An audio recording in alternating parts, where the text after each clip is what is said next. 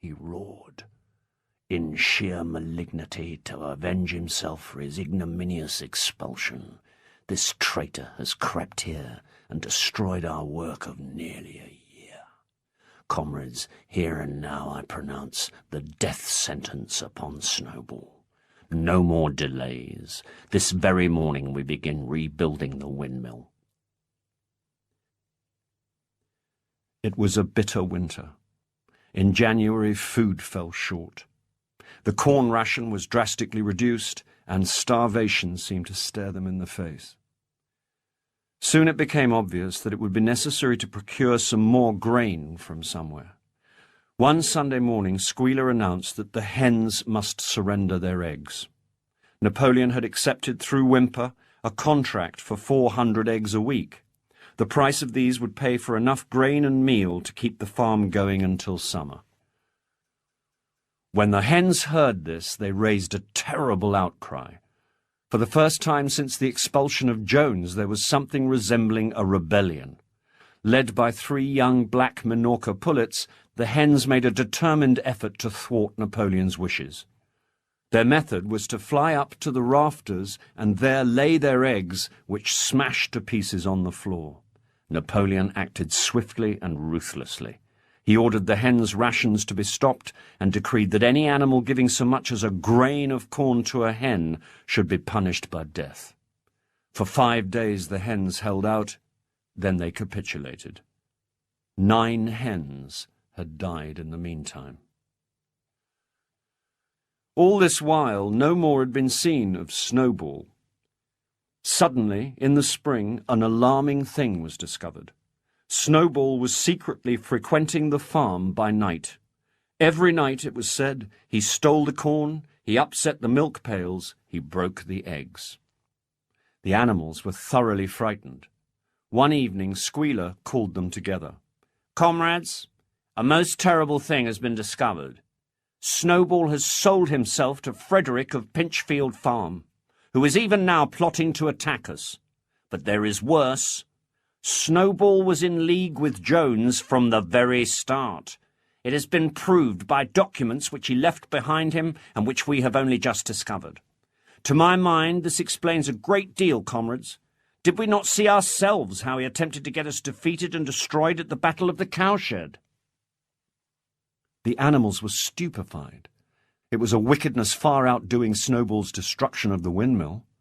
They all remembered, or thought they remembered, how they had seen Snowball charging ahead of them at the Battle of the Cowshed, and how he had not paused even when the pellets from Jones's gun had wounded his back.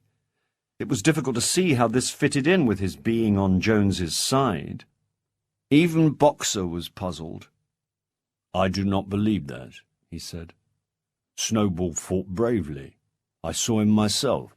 Did we not give him Animal Hero First Class immediately afterwards?" "That was our terrible mistake, comrade. For we know now, it is all written down in the secret documents that we found, that in reality he was trying to lure us to our doom." "But he was wounded.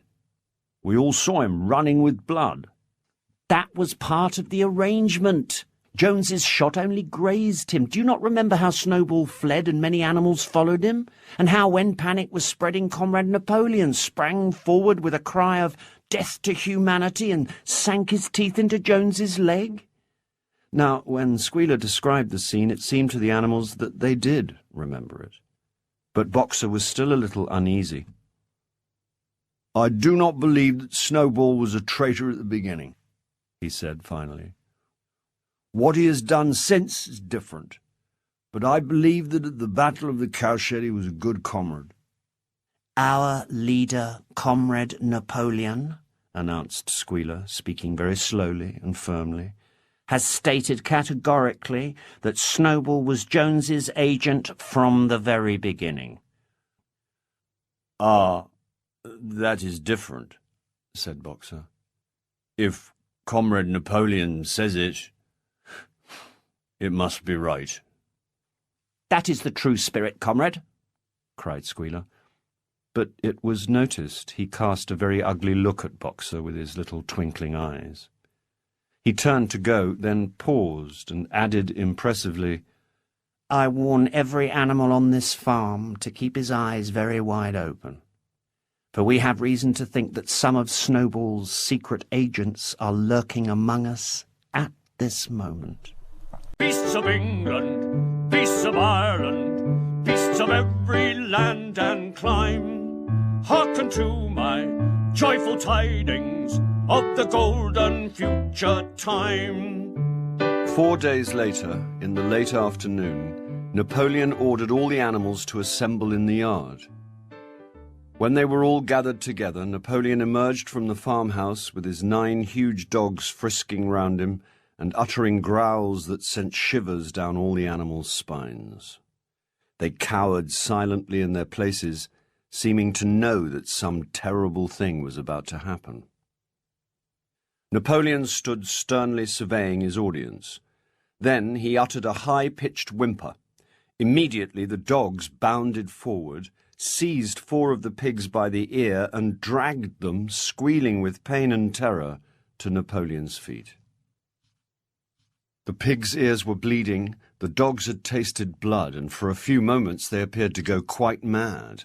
To the amazement of everybody, 3 of them flung themselves upon Boxer. Boxer saw them coming and put out his great hoof, caught a dog in mid-air and pinned him to the ground. The dog shrieked for mercy, and the other 2 fled.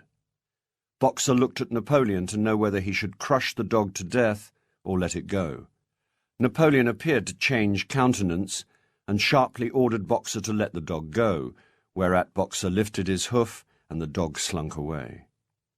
Presently the tumult died down. The 4 pigs waited, trembling. Napoleon now called upon them to confess their crimes. They were the same 4 pigs as had protested when Napoleon had abolished the Sunday meetings. Without any further prompting, they confessed that they had been secretly in touch with Snowball and had collaborated with him in destroying the windmill. When they had finished their confession, the dogs promptly tore their throats out. And in a terrible voice, Napoleon demanded whether any other animal had anything to confess. The 3 hens who had been ringleaders in the attempted rebellion now came forward and stated that Snowball had appeared to them in a dream and incited them to disobey Napoleon's orders. They too were slaughtered. Then a goose came forward and confessed to having secreted 6 ears of corn and eaten them in the night. Then a sheep confessed to having urinated in the drinking pool, urged, so she said, by Snowball. They were all slain on the spot. And so the tale of confessions and executions went on, until there was a pile of corpses lying at Napoleon's feet, and the air was heavy with the smell of blood. When it was over, the remaining animals, except for the pigs and dogs, crept away in a body. Since Jones had left the farm, no animal had killed another animal. They made their way onto the little knoll where the half-finished windmill stood, and with one accord they sat down as though huddling together for warmth. Clover, Muriel, Benjamin, the cows, the sheep, the hens. For some time nobody spoke. The knoll where they were lying gave them a wide prospect across the long pasture, the spinney, the ploughed fields and the red roofs of the farm buildings with the smoke curling from the chimneys. It was a clear spring evening. The grass and the bursting hedges were gilded by the level rays of the sun. Never had the farm, and with a kind of surprise they remembered that it was their own farm, appeared to the animals so desirable a place. As Clover looked down the hillside, her eyes filled with tears. If she could have spoken her thoughts, it would have been to say that this was not what they had aimed at when they set themselves years ago to work for the overthrow of the human race.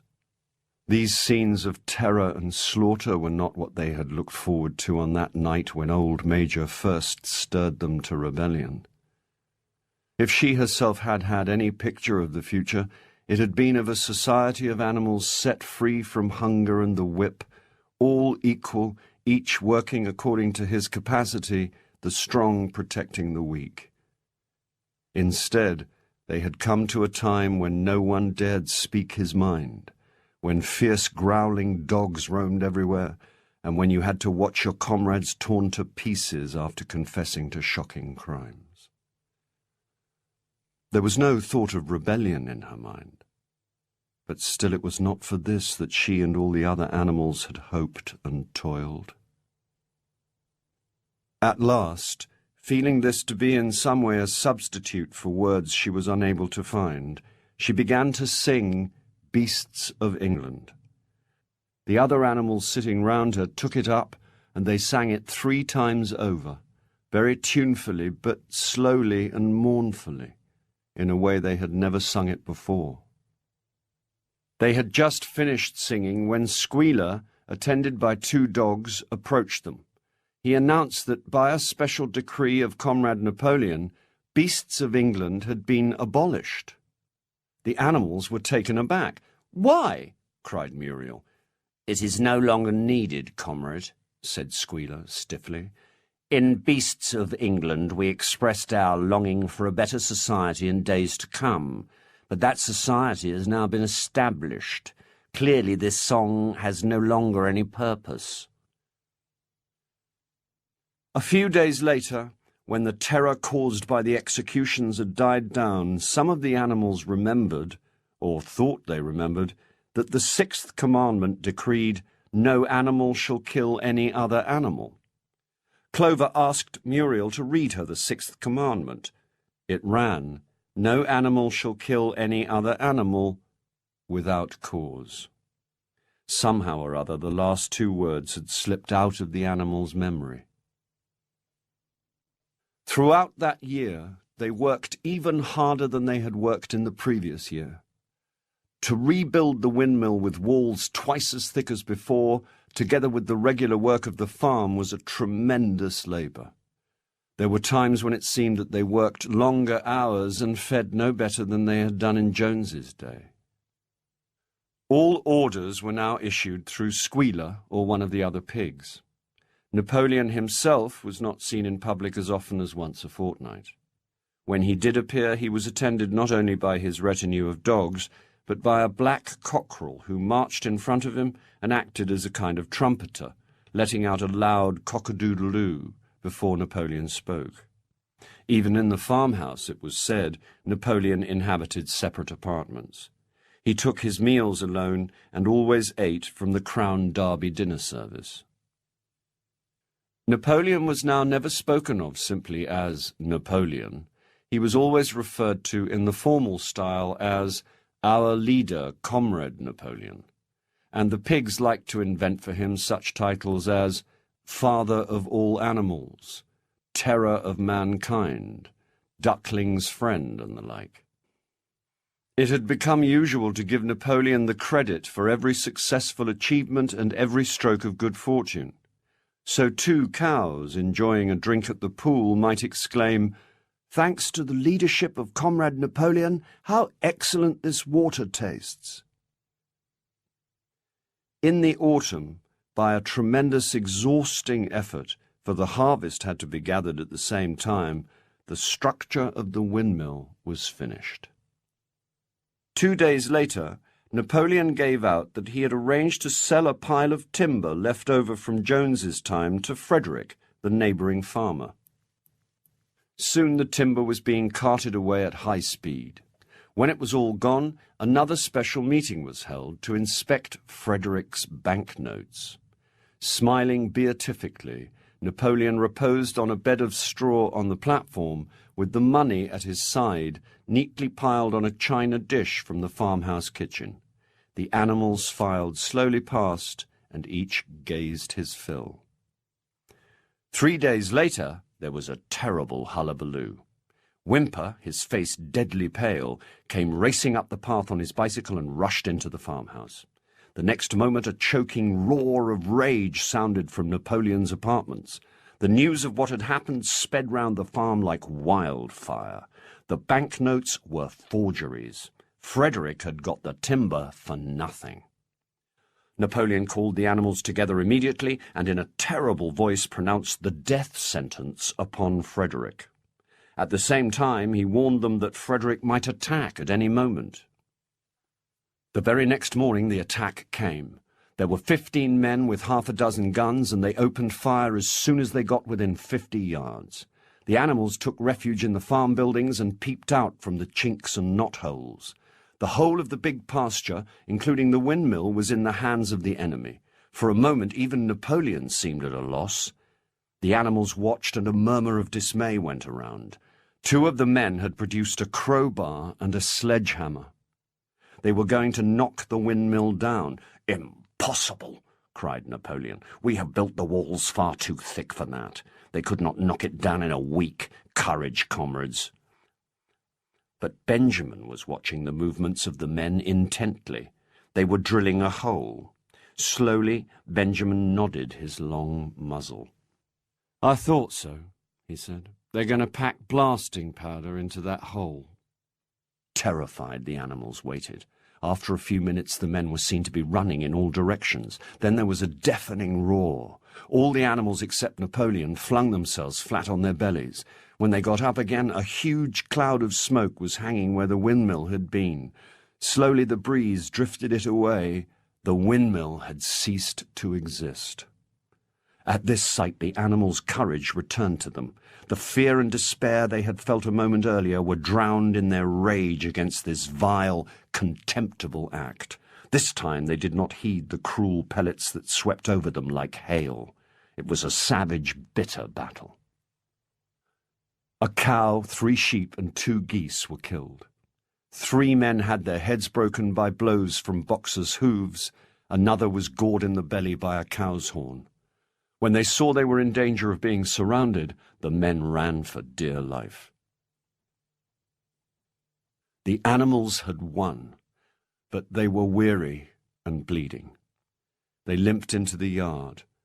The pellets under the skin of Boxer's leg smarted painfully.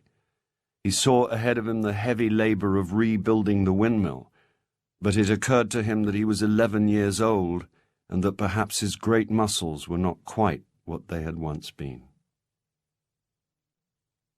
It was a few days later that the pigs came upon a case of whiskey in the cellars of the farmhouse. That night there was the sound of loud singing. In the morning a deep silence hung over the farmhouse. Not a pig appeared to be stirring.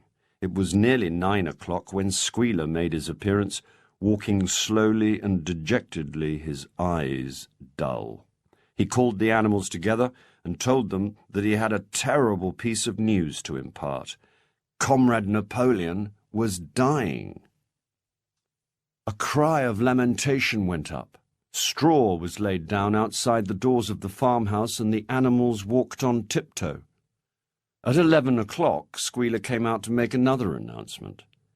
As his last act upon earth, Comrade Napoleon had pronounced a solemn decree. The drinking of alcohol was to be punished by death. By the evening, however, Napoleon appeared somewhat better. The next day it was learned that he'd instructed Whymper to purchase in Willingdon some booklets on brewing and distilling. A few days later, Muriel, reading over the 7 Commandments to herself, noticed that there was yet another of them which the animals had remembered wrong. It read, "No animal shall drink alcohol to excess." Beasts of England, beasts of Ireland, beasts of every land and clime, hearken to my joyful tidings of the golden future time. Boxer's split hoof was a long time in healing. They had started the rebuilding of the windmill, but Boxer refused to take even a day off work. Late one evening, 2 pigeons came racing in with the news. "Boxer has fallen. He's lying on his side and can't get up." About half the animals rushed out to the knoll where the windmill stood. There lay Boxer, between the shafts of the cart, his neck stretched out, unable even to raise his head. A thin stream of blood trickled out of his mouth. Clover dropped to her knees. "Boxer," she cried, "how are you?" "It is my lung," said Boxer in a weak voice. "It does not matter." I think you will be able to finish the windmill without me. To tell you the truth, I'd been looking forward to my retirement. We must get help, said Clover. Run, somebody, and tell Squealer what has happened. All the animals immediately raced back to the farmhouse. Squealer appeared full of sympathy and concern. He said that Comrade Napoleon had learned with the deepest distress of this misfortune and was already making arrangements to send Boxer to the hospital at Willingdon. The animals felt a little uneasy at this. They did not like to think of their sick comrade in the hands of human beings. For the next 2 days, Boxer remained in his stall. In the evenings, Clover talked to him, while Benjamin kept the flies off him. However, Benjamin and Clover could only be with Boxer after the working hours, and it was in the middle of the day when the van came to take him away. The animals were all at work when they were astonished to see Benjamin come galloping from the direction of the farm buildings, braying at the top of his voice. "Quick!" he shouted. "Come at once! They're taking Boxer away!" The animals broke off work and raced back. Sure enough, there in the yard was a large van with lettering on its side and a sly-looking man sitting on the driver's seat, and Boxer's stall was empty. The animals crowded round the van. "Goodbye, Boxer," they chorused. "Fools! Fools!" shouted Benjamin, prancing round them and stamping the earth with his small hooves. "Do you not see what is written on the side of the van?" That gave the animals pause, and there was a hush. Muriel began to spell out the words, but Benjamin pushed her aside, and in the midst of a deadly silence he read, "Alfred Simmons, horse slaughterer and glue boiler, Willingdon." "Do you not understand what that means? They are taking Boxer to the knackers." A cry of horror burst from all the animals. At this moment the man whipped up his horses and the van moved out of the yard at a smart trot. All the animals followed, crying out at the tops of their voices. Just at that moment Boxer's face, with its white stripe down his nose, appeared at the small window at the back of the van. "Boxer!" cried Clover in a terrible voice. "Get out quickly! They are taking you to your death!" All the animals took up the cry of, "Get out, Boxer! Get out!" But the van was already drawing away from them. Then there came the sound of a tremendous drumming of hooves inside the van. Boxer was trying to kick his way out, but alas, his strength had left him, and in a few moments the sound of drumming hooves grew fainter and died away. In another moment the van was disappearing down the road. Boxer was never seen again. 3 days later, it was announced that he had died in the hospital. "It was the most affecting sight I have ever seen," Squealer told them, wiping away a tear. "At the end, he whispered that his sole sorrow was to have passed on before the windmill was finished." Here Squealer's demeanour suddenly changed, and his little eyes darted suspicious glances from side to side. It had come to his knowledge, he said, that a wicked rumour had been circulated. Some of the animals had noticed that the van was marked horse slaughterer and had actually jumped to the conclusion that Boxer was being sent to the knackers. It was almost unbelievable that any animal could be so stupid. The explanation was really very simple. The van had previously been the property of the knacker and had been bought by the vet, who had not yet painted the old name out. And that was how the mistake had arisen.